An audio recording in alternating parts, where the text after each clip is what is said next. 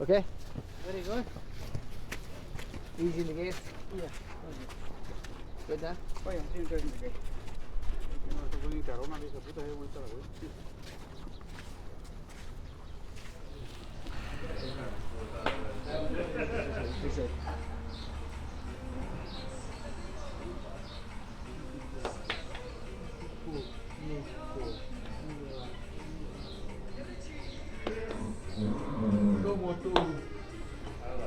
Wayne, for a minute. You grew up in Ireland, Correct. County Meath, Yes. and so you're not from a racing family, but just by virtue of growing up in Ireland. Yeah, it's such a small country, but the horses are huge business over there, huge industry. A lot of people have horses back there. A lot of people, the racing is big there. A lot of people go racing. No family as such background in horses. My parents enjoyed going racing, and that's how I got the bug at a young age. You were a jockey over there, weren't you? Well, unsuccessful. Yeah, no, I did. I went to the racing school. Fantastic grounding for me when I was 15, and spent a couple of years there in Ireland, and moved to England and spent a little time in Dubai. So I've well travelled. Not wanted to be a jockey. Obviously, I would love to be a jockey, but it wasn't probably good enough or brave enough to be. In England, I was riding in races as well and whatnot, but as I said, just kind of turning around on 50-1 shots and whatnot. But Dubai, went over there galloping to spend the season there for Erwin Sharpie. Good experience, and decided to come over here then and just basically galloping and work my way up. Well, how did you get over to the States, and what year did you come over? Oh, I must be over here 10 or 12 years now. I came over here just basically to, everything had dried up and I wasn't really doing anything at home, and I said I'd come over here and give it a go and see what the lifestyle is like here, and enjoyed it, and came over here galloping and spent 5 or 6 years galloping, and then slowly just got into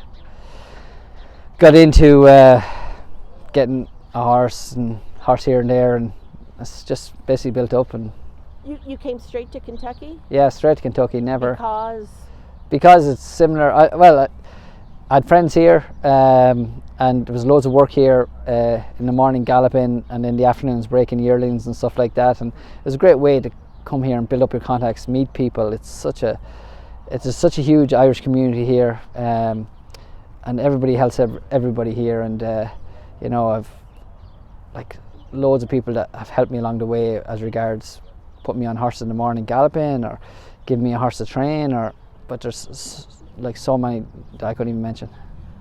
Who all did you gallop for? Well, I galloped for loads of people when I came here first. Charlie Lepresti, Al Stahl, Owen Harty.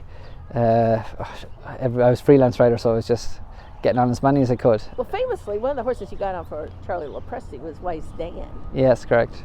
Yeah, was that before he became Wise Dan, or while he was Wise Dan? No, before he was Wise Dan. I don't think he had won his. I think he just won his maiden when I was galloping him, but he was just a different specimen of a horse. He's freaky fast, powerful, great-minded horse, and he just was the full package. So, you've got 50 horses now, or thereabouts. Yeah.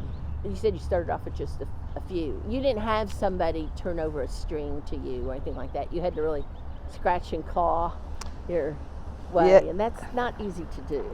Well, it's not easy, and I wasn't going out to be trying, like, killing myself mentally to be a trainer. I was just, what am I going to do when I stop galloping? I can't gallop forever, and I basically went out and bought my own yearling at the sales, and lucky enough he won a stake at Churchill in his second start, and we moved him along, got him sold, and we used the money to invest in myself and just keep buying yearlings every year, and then happened to have a little success with 2-year-olds winning, and then just it snowballed a little bit, and people just kind of started sending me Yeah, because you also were in the sales end of it. I mean, you were pinhooking. Well, kind of, yeah, it is. I suppose you would say I'm buying them to race to sell. So I'm buying these precocious types at the sales, yearlings, for not a lot of money, that look like race horses.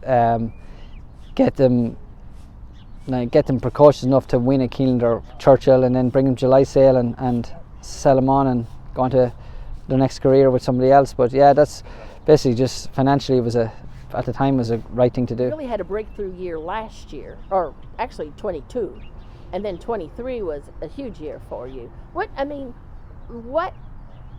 happened, between 21, let's say, and 22? I think there's no science behind it. It's not that I'm training any differently than I was. Obviously, getting a little bit more experience and placing horses, and I think the big thing is with any team is good players, and I've got better horses in the barn now, and as I said, I haven't changed anything.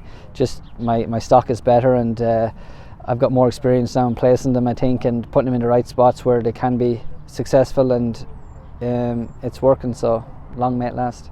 Well, tell us how you acquired Epic Ride. Through an owner, another client of mine, Martha J. Mulholland.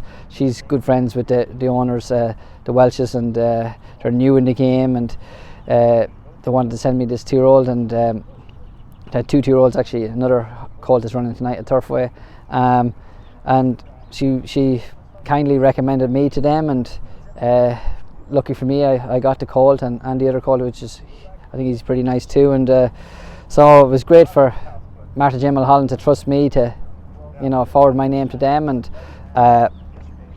yeah, so that's basically it. But the Welches are great. They're super easy people. I said, new to the game, and so they're just enjoying the ride at the moment.